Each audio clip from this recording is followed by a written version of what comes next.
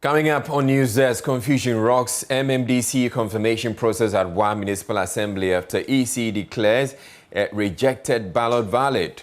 More as police arrest two for allegedly slapping an assembly member in the ensuing scuffle. Law lecturer Clara Bierikasati asked for public elections for the Attorney General and Special Prosecutor, arguing the current appointment by the President breeds corruption. Hundreds displaced in Kintampo floods with several communities cut off. We have the latest, including the impact of the rains Monday dawn in parts of Accra. We have business and sports also in this package. Do stay with us. I'm Israel Ayo. Hello, my name is Nathaniel Atto. You can catch up with all the fun and inspiration on the Joy Sports link here on Joy 99.7 FM, together with all other shows over and over again. It's very simple. All you need to do is go to myjoyonline.com/podcast and relive all of those fun moments over and over again. Joy 99.7 FM, your radio for discerning listeners. Joy 99.7. There was confusion and drama at the Wa Municipal Assembly Hall, where assembly members converged for the confirmation of the president's MCE nominee, Isahaku Tahiru Mumin. This was after one ballot was rejected during the count, leaving the nominee with 29 votes, one short of the 30 votes required for its confirmation. After careful scrutiny of the rejected ballot, however, the Electoral Commission made a U-turn, declaring it as valid and thus confirming the nominee for another 4-year tenure. Two persons were arrested in the ensuing chaos for allegedly slapping one of the assembly members. Joy News' Upper West correspondent Rafiq Salam reports from Wa. For many in the Wa municipality, the renomination of Isahaku Tahiru Mumin as Wa mayor came as utmost shock and disbelief, considering the alleged corruption tag that has been repeated severally and hung on his neck by his opponents. Furthermore, the wedge between him and a section of MPP supporters, and above all, the cat and mouse relationship between him and Wa Central Constituency Chairman Ali Kamara, failed to dim his political career, and his name was once again dangled in front of the 45-member assembly to decide his fate. The tension that filled the 18-yard length assembly hall epitomizes the deep-seated rift and division at the assembly. As a result, there was heavy police presence inside the hall and outside. The voting, sorting, and counting of the ballots went on peacefully. However, it was not same with the announcement of the results. A choice has not been made on this particular ballot, so it is therefore declared rejected ballot. One rejected ballot. There were counter-arguments from bleeding-heart defenders of the president's nominee, insisting that the ballot that was rejected was valid for them and that the nominee has gotten the 30 votes required for his confirmation. It led to confusion and altercation, resulting in the assembly member for the Dego residential area allegedly slapped by one Admuda. Admuda was quickly arrested by the police. Another unidentifiable person was also arrested by the police as a result of the ensuing confusion. The Electoral Commission, however, made a U-turn and the results declared. The yes votes were 30, representing 66.7%. The no votes were 15, representing 33.3%. Rejected votes 0, and by these results, the president's nominee, in the person of Honorable Alhaji Isahaku Mumin Tahiru, is confirmed and declared as the honorable member for the assembly. One municipal director of the Electoral Commission, Bernard Alaglo, further explained why. The intention of the voter is clear. He did not make any mark on the no column. It was just a stain outside the territory of what is required of us. If a mark was made at no column, at the same time hot, yes column, then it would have been hot, a complete rejected ballot. There was not much excitement outside the hall, which is arguably a reflection of the township. The re-election of Isaku Tairo Mumin, for some, is seen as a pirate victory, and he himself is already aware and has sounded apologetic after he was confirmed. And I've opened the doors already for those who feel that my first tenure has not been so much good for them, that they should come in. And I'm ready to improve upon what happened in the previous period to bring everybody on board. Earlier at London, 36 assembly members converged at the assembly hall to take part in the exercise to confirm the president nominee, Raymond Nero. Raymond Nero is a 40-year-old teacher at St. John's Technical Institute at Nandom. Afterwards, Regional Minister Dr. Hafiz bin Sali, who introduced the nominee, pleaded with the assembly members to vote for him for the speedy development of the municipality. Out of the 36 assembly members who took part in the exercise, only one declined his confirmation, giving him 97.2% of the votes cast. His counterpart at Lambuse, however, did not go through the sweat for his confirmation. Let's do the sacrifices that we can to resolve the developmental challenges of our district. Poverty is our opponent. Hunger is our opponent. Malnutrition is our opponent. There are lots of opponents in this district that we all have to resolve to fight. All 36 members voted to confirm the 39-year-old mathematics tutor of Pina Secondary Technical School, George Gerald Naluri, for the DC of the area. Reporting for Joy News, Rafik Salam. And Rafiq joins me on phone right now with the very latest. So Rafiq, what's the latest on the chaos that ensued at the Wa Municipal Assembly? The latest is that the two that were arrested yesterday after the rampus at the Wa Municipal Assembly has been released. The information that I got from the police was that they were taken to the police station and then later were quickly released. And so I spoke to the man who was allegedly assaulted, who happens to be the assembly member for the Dego government residential area. And he is saying that he was not happy with the way things went. He was not happy that they didn't ask them to write any statement before they were being released by the police. And so he's saying that he's going to go back and then also lodge a complaint of assault against this man whose name has been given as Admuda. Admuda is the Wa Municipal Youth Employment Agency director. And so he's the one who is alleged to have assaulted the assemblyman for the Dego government residential area. Now, when you say they've been released, it is that they've been released, they've been granted bail, or they've been released and the charge, whatever charges there are, have been dropped? The police didn't take any. The information that I have gleaned on is that the police haven't taken any formal statement from these two personalities. The information that I had was that one was taken to the police station and then was asked to sit behind the counter. But after some few minutes, he was asked to go and see the regional commander, and then after that they were released. So for now, there's no formal statement that was that they made them to write about what transpired yesterday, and that's why the assemblyman for the government presidential is really peeved about the situation. He's thinking that it's a family affair, but the way that things are going, he will be forced to go to the law court. How about the confirmation process itself? How many have been confirmed so far and how many more to go? In the Upper West region, we have 11 MDCs.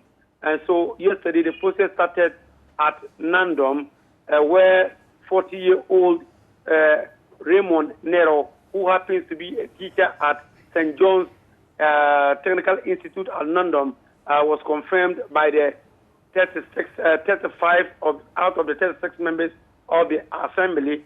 And then after that, we moved to Lambuse yesterday, and that was where another confirmation took place. It was 100% all the 36 both government and then the elected voted for George Gerald Naluri, who is also a 39-year-old teacher, mathematics tutor at Fida Secondary Technical. And so from there we move to the Wa Municipal Assembly, where Alhaji Issaku Tahir Mumin was confirmed the second time to be the municipal chief executive of Wa. And so this morning, as we speak now, the process is about to start at Bolu, where Madam Aisha will also be looking at the faces of the assembly members to also confirm her. And then after that, late in the afternoon, the process in the Sunyani East municipality will also take place. And so for now, it's 3 down, 8 to go in the Upper West region. All right, thank you very much, Rafiq Salam. Now joining us right now is Dr. Richard Fiadomo. He is with the Chamber for Local Governance, and we're going to be analyzing the MMDC confirmation process that's been taking place across the country. Now, what's been your assessment of the process so far? Just to all your cherished viewers and listeners, I think so far so good. I think that if you look at the confirmations that have happened and the rejection that have also gone on, if you look at the numbers, I think it is sizable in terms of the confirmation, and then the rejection is also negligible. So we think that so far so good, except for the few violent situations that we have been hearing and what we just saw happen as well. Now, what do you make of the power that's the assemblies are supposed to have? Because the whole idea of the decentralization process is for the people at the assembly level and the grassroots to be able to determine who they want and who they don't want. But if you look at the constitution of the assembly, it doesn't appear as if they have that much power, do they? Oh, they do. If you look at Article 2431 of Ghana's Constitution, it just gives the power to the president to nominate someone, and it is the duty of the assembly members. And when we talk about assembly members here, we are referring to the elected assembly members and indeed the government appointees. They are the bona fide members of the General Assembly. So they are the ones that are doing the voting. We also appreciate the fact that sometimes there are some external pressures brought to them, especially from the party angle and the regional ministers and all that. But ultimately, they are the ones that are doing the voting. And that is why our honorable assembly member that was slapped is most unfortunate, because at the end of the day, nobody else can cast a vote if you are not a member of the General Assembly. And the Constitution is clear, and it is only the assembly members. So they have the choice and they have the power to do the voting. Or if there are other factors that are coming to play, obviously they don't come to play on the floor of the House. All right, so we're taking the case of the Wa Municipal Assembly, for instance, and the concerns that a number of allegations have been made, corruption allegations have been made against the nominee, and yet he managed to sail through. If they had all these concerns, you'd want to think that they would find a way of rejecting the person. Yeah, sometimes what we see and hear from outside may not necessarily be what happens inside. So, of course, we, the outsiders, may have heard about a few allegations here and there. Of course, if those allegations are not coming from the honorable assembly members, then you can be sure that it's not going to have any significant impact on their voting process. Of course, these are people who are, I think they are about 30-something people. So it is very easy for the MMDC nominee or the one who has just been confirmed to meet them one-on-one and trash out issues, even if they are corruption issues. So clearly, it may be an issue for those of us who are outside, but it may not necessarily be an issue that assembly members should have considered, because they are insiders and they will know more about those allegations. And that's why we believe that if there are issues that are strong enough, it is the honorable assembly members who should even take it up, because they have the power to even not only reject, but they can remove the MMDC that they themselves have just confirmed. So if the allegation of corruption was something that was key, I believe they would have rejected it. Maybe they did not factor it because it may not have that kind of merit that we, the outsiders, may have been hearing or have been made to believe. Staying with the one municipal issue, you could tell that there was a lot of tension, and which tension resulted in some level of violence there. What is it that could be done to reduce the kind of tension we're seeing in some areas? Yeah, thank you very much. You see, the way we are not happy, the way this particular government has gone about this whole MMDC issue, apart from the delay. Confirmation of honor chief executives, there are special meetings that have to be held. And per the act, special meetings are meetings that are called at the discretion of the presiding member. But we have a situation whereby the powers of the presiding members to call the meetings have been usurped by the regional ministers, and they now come out with a timetable. And because there's a timetable, everybody now knows that from here we are going here, we are going here. It is not compulsory that everywhere that there's going to confirmation, the regional minister must be there.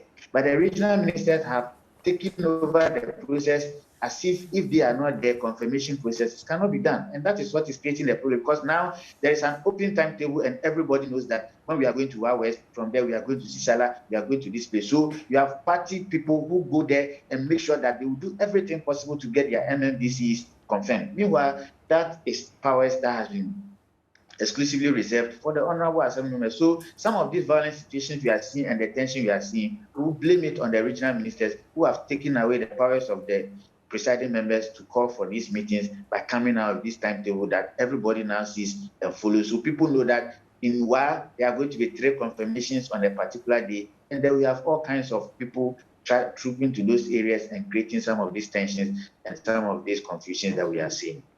Which brings me back to the point I was making earlier, that if you look at the Constitution of the Assembly and the way we're going about the confirmation process in itself, are we not usurping the powers that were supposed to be with the Assembly? Yeah, I agree with you to some extent. My only point of diversion is the voting process. That one, we all saw that it's only the honorable assembly members who voted. But clearly, to be honest with you, the way the regional ministers are going about this whole thing, it is what is created. They virtually usurp the powers of the presiding members. All the places that we have been and seen, it is not the presiding members who set the date. It is the regional ministers who set the date and gave the timetable to them, because according to them, they are the ones who are supposed to oversee the nomination process, and we strongly disagree with that. It is the Electoral Commission that can be there, and if the Electoral Commission is not there, then the meeting or the voting cannot take place. But apart from the Electoral Commission officials, the voting can take place with or without the presence of any political appointee or regional minister. So yes, I agree with you that they are usurping their powers. And you see, this particular government has taken a posture to get MMDCs elected. So they are interfering with the process so much so that it will give us the opportunity to say that we should go and vote on partisan basis. Because clearly, the regional minister taking away the powers of the presiding members is not the best. And now they will turn around and say that is why they want MMDCs elected on partisan basis. You don't allow the system to run. You create impediments in the way of the system does not work well, and then you make a U-turn and come and tell Ghanaians that is why we want elections done on partisan basis. But we think that everything has been deliberate from day one. The delay in nominating MMDCs was deliberate, and then powers taken away from presiding members not to call for special meetings is also deliberate, especially coming from regional ministers. So we agree with you when we say that the powers of the assembly is being usurped, especially by the regional ministers across the country. Dr. Fiadomo, one final issue I want to bring up, which has to do with the delay in the appointment of the MMDCs and the confirmation. Now that we've had them, their tenure, they're supposed to run or serve a 4-year term. Now, what happens, essentially, it means that they're likely to run into the tenure of the next president. Does that mean that the next president would have to deal with the MMDCs appointed by his predecessor? Thank you very much. As for that one, their tenure is actually supposed to be 4 years, but it is at the behest of the president. So the president himself has decided to appoint them now. So on paper, they are supposed to do 4 years. So if per adventure, the MPP does not win the 2024 election and another president comes, he also reserves the right whether he will allow them to stay or he will ask them to go. Don't forget that on the 11th of January this year, the president himself, who is MPP, and all the appointees or MMDCs are also MPP, the president wrote to them and asked them to stay on in acting capacity. So the president terminated their appointment on the 11th of January Some of them could not do 4 years. Some of them were even appointed in 2018, and in 2021 January, the appointments were terminated. So the power of the president to appoint and to terminate the appointment of the MMDCs is clear. So nothing will change, honestly, if the MPP does not even win the 2024 election. Whichever president is elected also reserves the right whether if you allow them to complete their term, or he can also truncate their term of office. So it is strictly speaking no news. All right. Thank you very much, Dr. Richard Fiadomo with the Chamber of Local Governance. Moving on or elsewhere, the Sunyani East Constituency Secretary of the New Patriotic Party, Ansu Kumi, has been endorsed by the Assembly after securing more than the two-thirds required. Mr. Kumi on Thursday had 85.1% of the votes cast in Sunyani, while Kofi Ejei also secured a 100% endorsement in the Brekum East Municipal Assembly for a second term. Ansu Kumi and Kofi Ejei are confident, working to satisfy the expectations of the Assembly members and residents. Precious Semevo has more. The Sunyani East Constituency Secretary of the New Patriotic Party, Ansu Kumi, and also a former presiding member and a teacher at Twene Amanfo Secondary Technical School in Sunyani, secured 40 years votes out of the 47 Assembly members present. The election, conducted by the Electoral Commission, was witnessed by the Bono Regional Minister, Justina Usubanahene, Member of Parliament for Sunyani East, Kwesiami Achreme, and Regional Party Chairman Kwame Bafo at Assembly Hall in Sunyani. After his confirmation, Ansu Kumi, also an Assembly member for Ankobia electoral area in the Sunyani East constituency, thanked the President, Nana Akufo-Addo, and promised to coordinate the respective roles of departments under the Assembly to ensure the expected development is achieved with a focus on security. Basically, what I seek to do is that I'm coming to more or less coordinate all the departments which have respective roles in making sure that whatever development that we seek to have here in Sunyani comes to fruition. Whilst we are saying this, we need to also be mindful of the fact that when security is put to question, it would go a long way to affect our development. And therefore, my focus also will be that. We will ensure that there is a secure environment where people can go about their daily activities without fear. He also said they will do their bit for the youths to get jobs to augment that of the national government. One area that I also intend to undertake is the timid unemployed youth.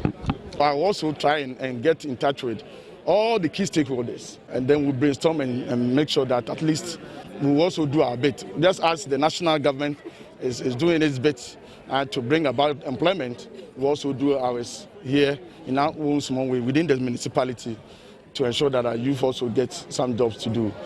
At the end of the day, we hope that each and everyone who lives within the municipality would be satisfied with the kind of services that the Assembly will seek to render.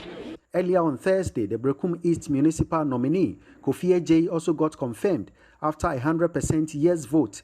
37 out of the 38 Assembly members present voted to approve the President nominee for a second term. Half of the 12 nominees in the Bono region in Brekum West, Sunyani West, Doma East, Doma West, Brekum East and Sunyani East have been confirmed. The MP for Sunyani East, Kwesiami Achreme, urged the Assembly members in the remaining districts to endorse the President's nominees to speed up development. Precious Semevo, Joy News, Sunyani. Still on the MMDC confirmations, the paramount chief for Bunkprungu in the Northeast region, Na Abuba Nasimong, says he's confident the new district chief executive will make positive contributions towards peace and development in the area. The chief expects the new chief executive to make broad consultations on matters of security and also prioritize the development of basic infrastructure and public services. Na Abuba Nasimong was speaking of the president's nominee for the district, Joseph Luknan, was giving a decisive 100% confirmation by the Assembly members. The nominee was the first to be confirmed in the region, where a violent agitation greeted the announcement of the various MMDC nominees. Correspondent Ilyasu Tanko has more. I think the DCE, he's someone who's been here since his childhood up to now.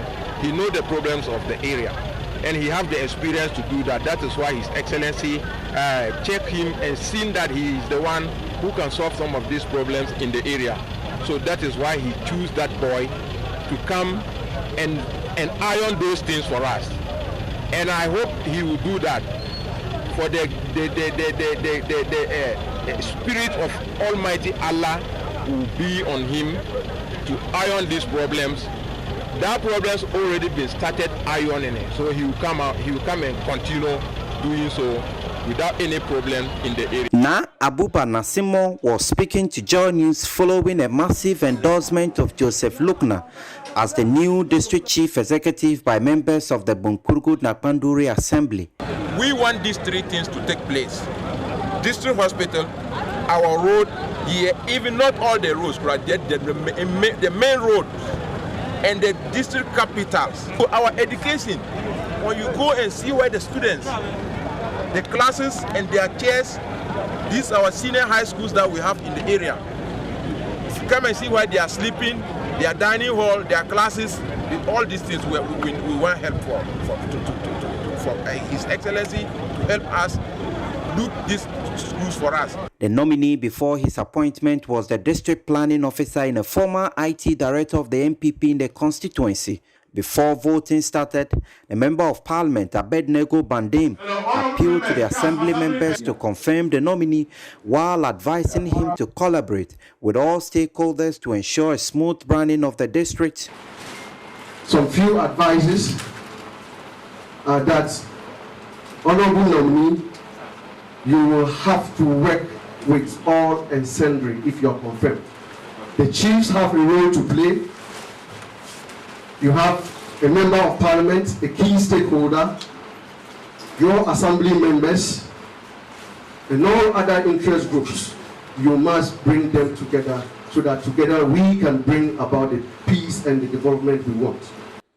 The regional minister, Mr. Yidana Zakari, who led a raft of regional executives of the ruling party to witness the voting, also called for unity among the tribal factions.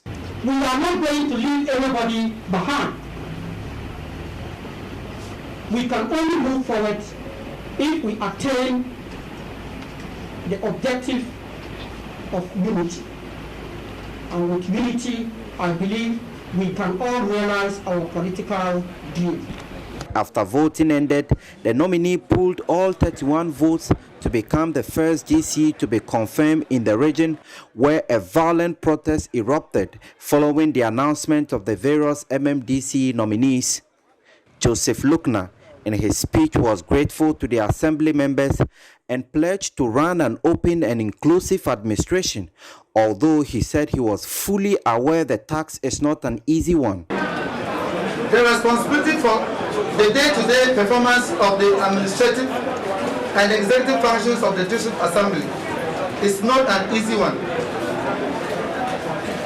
It calls for effective planning and the mobilization of all human and material resources for the needed development. This can be achieved only in an atmosphere of peace and tranquility. Let me take this opportunity to thank all former district chief executives and bodies such as the security services, traditional religious leaders, the district peace council, assembly members, and some civil society organizations for the various roles they have played in the maintenance of peace in the district. As very soon I'll be the chairperson of the district security committee, I will cooperate with all these bodies to further deepen the peace and enhance security in the district. Elias Sotanko reporting. Law lecturer Clara Kasati is asking for a constitutional amendment that would require the position of an Attorney General and Special Prosecutor to be elected. Ms. Kasati, who teaches at the University of Ghana Law School, says the Attorney General's inability to defend the state against judgment debts is because of his allegiance to the President and the ruling party. She was speaking at the 6th Kojoban Redu Memorial Lecture held in Accra yesterday. We make the position of the Attorney General and Special Prosecutor elected positions rather than appointed positions. So this will, of course, this is going to require an amendment of Article 88 of the Constitution so that we separate the role of the Attorney General in a manner that while the Minister of Justice can still be an appointed official or a political official, the role of prosecution and initiation of civil proceedings on behalf of the state can be performed by the elected official who will be accountable directly to the Ghanaian people. So it is time that we have an Attorney General who answers directly to the Ghanaian people. And then we do not have to worry that we may have judgment debts that look like judgment debts, but in reality are just payments from the state, from the public purse to party financiers for election finances. As long as we have the Attorney General playing the current role that they have, there's nothing any of us can do. None of us can initiate criminal proceedings or civil proceedings in the name of the state. Only the Attorney General can. So these actions will always be instituted against the Attorney General. So if we want to deal with some of these challenges, I think that we probably need to elect our Attorney General and Special Prosecutor for a period of term, and then they answer directly to us. At the end of the term, we can decide whether they have protected our interests or not, and then we can vote them out or maintain them. Mr. Banredu, one-time finance minister in the Ezra Kufuor administration, died in office in September 2008. Chief policy analyst at the Ghana Institute of Public Policy Options, Dr. Charles Rekurobe, who instituted the lecture in his honor, said Mr. Redu's unwavering stance on corruption must guide public officers. We thought one of the best things to do to honor the kind of exemplary service he had given was to institute memorial lectures in his name to help us to understand how the callings of public service should be inculcated into Ghana, not just the calling, but how to promote the best. Hundreds of people who live in the Kintampo North municipality of the Bono East region have been devastated, in some cases stranded, after the major road network linking some communities to the Kintampo township was washed away by floods as incessant rains continue to overwhelm the Oyoko River. At least 40 communities along the Kintampo New Longoro area have been entirely cut off, affecting education, health, and economic activities in the area. The road, which has been under construction since 2012, has seen little attention over the past years, and residents are appealing to authorities to intervene swiftly to save the people. We are here in the Kintampo North municipality of the Bono East region. This road network links the Kintampo township to over 40 communities beyond the Oyoko River, and it also connects Kintampo to the Upper West region through Bamboy. For days, the people have been cut off from the township because torrential rainfalls have washed away parts of the road. Today we are engaging the people here on how the situation is affecting their economic activities in general. The construction was given since at a mills period, and every year it do happen, but this year has become worse. At times you can't even cross the school. You are motorbikes, you will be passing through the water with the motorbike, pulling here and there.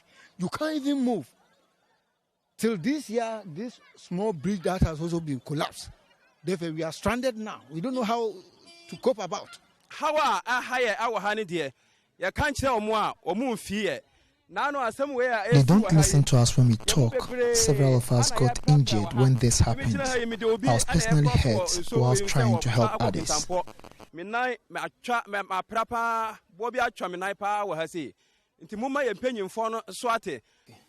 the several farmers who have to travel from the Kintampo township to their various farms, they are currently stuck home because they can't convey food items from the farms to the markets. Area have on a for we are farmers here. For this now, we are not able to go to our farms. We are not able to cross to the market. The contractor has been delaying on this project. It's a huge problem right now.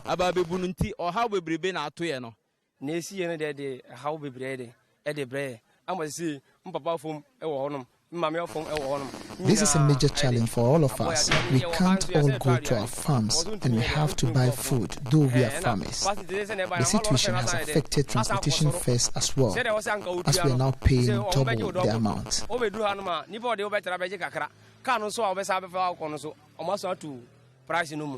Also, agro input dealers who have to supply these farmers with fertilizers and other agro inputs are currently out of service because they cannot supply their customers.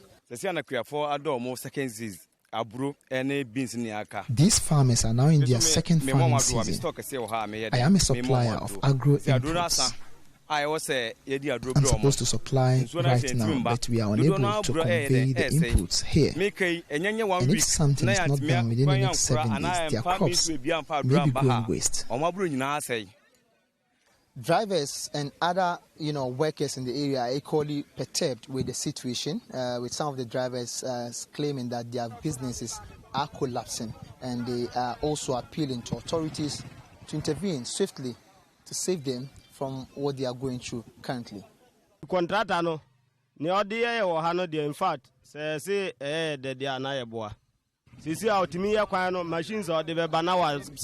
machines or the contractor comes and after few patches moves to a different location. He brought some machines yesterday and today they've moved all the machines.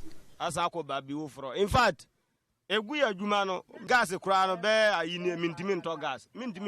fact, it is collapsing our work because for days I'm unable to buy LPG for my vehicle.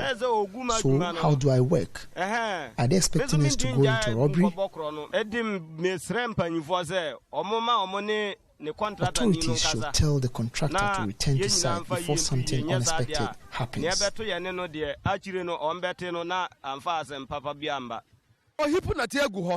The culvert he provided wasn't good enough, so it was washed away. We've been spending so much money on maintenance of our vehicles over the years, and our drivers have been complaining. Aside these issues, one key point has to do with security, because the people here are saying armed robbers have taken advantage of this situation and they are robbing people during odd hours. Armed robbers have taken advantage of the roads. This is where they launch their robberies on people. If not because we are here in our numbers, they would have been here by now.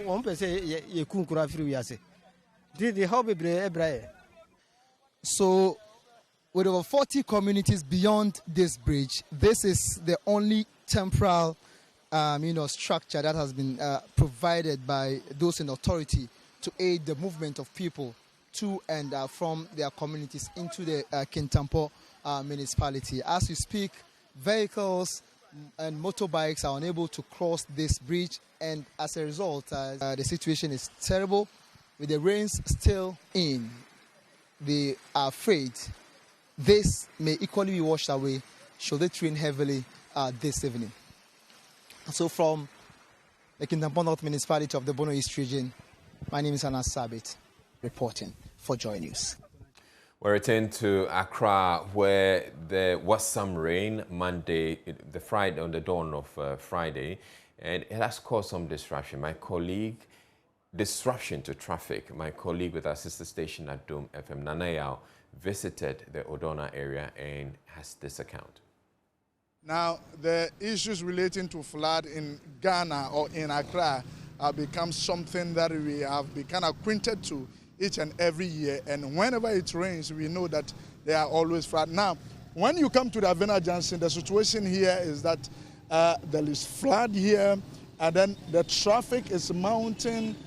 From the time we got here, you could see that the traffic is mounting here. Now, the situation has been that there is a bigger drain that is supposed to carry this water to its location. But now the situation is that the drain have been destroyed.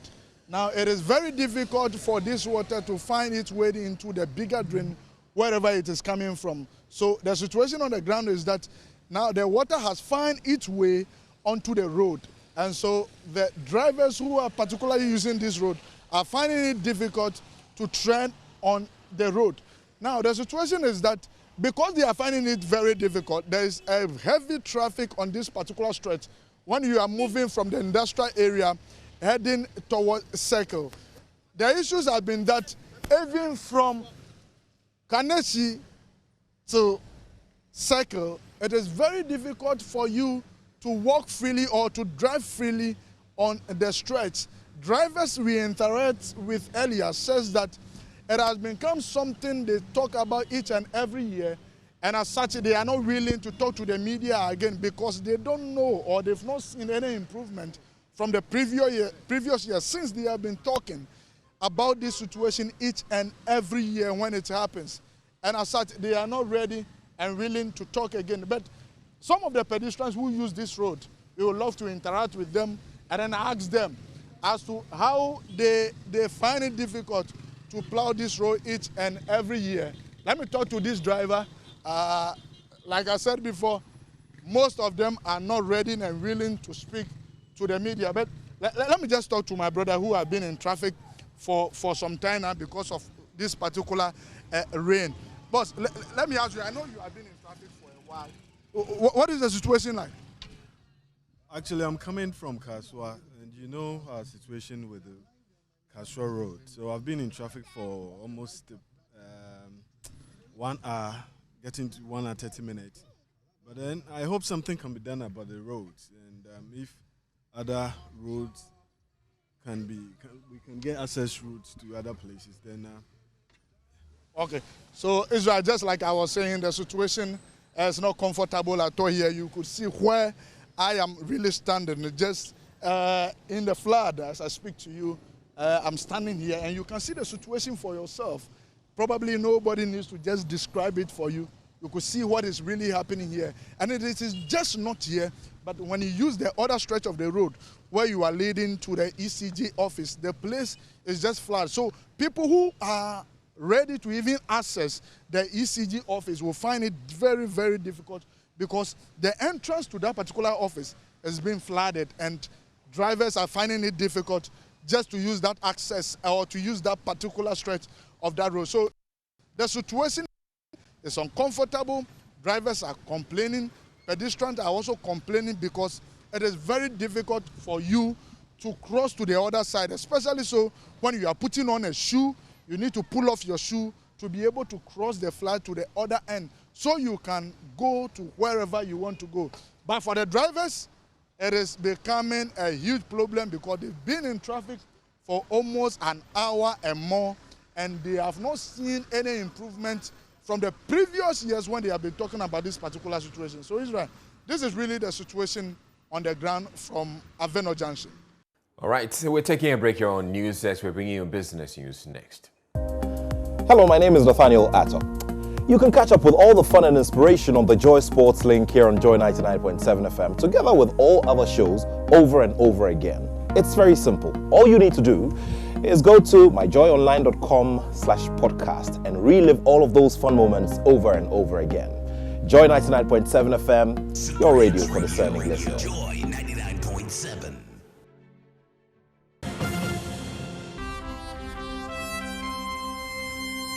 Hi there, welcome to Business. My name is Darryl Kwao. The Ghana Stock Exchange is partnering with the Association of Ghana Industries and other medium-scale enterprises to increase participation on the alternative market. The move follows low patronage on the alternative market after several campaigns to get SMEs listed.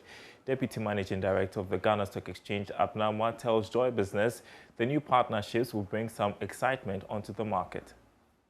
But we haven't seen a lot more come. So we've taken a new view to it. And we are now approaching a certain type of SME. Because the main thing for investors is that the company should be open to partnership. And partnership requires accountability. Right? Because as an investor who puts 1,000 cedis of your funds in, you are not part of day-to-day management, but you want the people managing it to manage the business well so that the 1,000 cedis you put in can grow via dividends and capital gains on the stock market. It can go from 1,000 to 10,000 cedis, right? So We are partnering with AGI to target more of the medium-sized companies, many of whom have gone through some governance or will have gone through some governance practices to help them be more open to this idea of partnership. We are partnering with networks like the Stanford Seed Transformation Network, which has over 150 Ghanaian medium-sized companies, many of whose products we use every day. And they are looking to transform their business. And they've worked assiduously with consultants, global consultants, and are better capable of meeting this governance and this partnership process that retail investors or institutional investors are looking for. We are working more closely with accelerators, with the private equity funds, to look at some of their investee companies that they are ready to exit. Because these private equity funds have worked with many of these investee companies and have instilled with them the partnership arrangement of being open, of producing financial results, of being accountable, so that they can, when they come to the GACS market, they are able to continue doing that. Now, prices of food commodities have soared recently. The rise has been attributed to the upsurge in fuel prices. In the Ashanti region, traders say the prices of commodities, though unstable, are currently minimal due to improved crop yield. The traders, however, anticipate an increase in prices in the coming weeks. Now, there's more in this report. The price of maize was high, but it has reduced.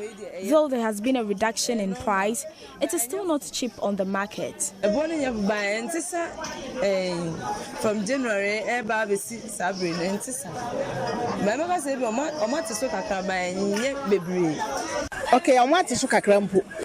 the price of gari has been reduced from 15 cedis to 12 cedis on the market.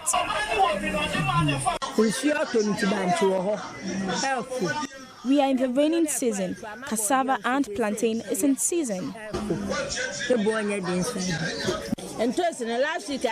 A big size box of tomatoes was sold at 700 cedis last week. The small size is 250 cedis. There has been a reduction. This year, the yams harvested were not the best, but we are now in the rainy season, so the yams on the market are good.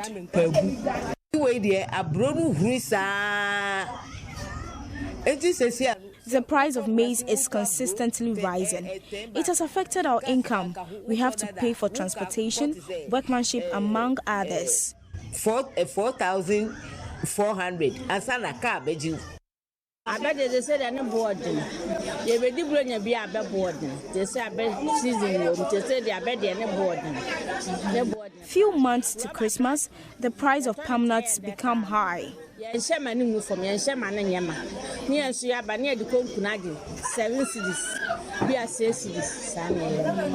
the traders have called on government to initiate actions that will ensure stable prices of food commodities on the market and to regulate prices of farm inputs. From Kumasi for Joy News, Mona Lisa Frimpong reporting.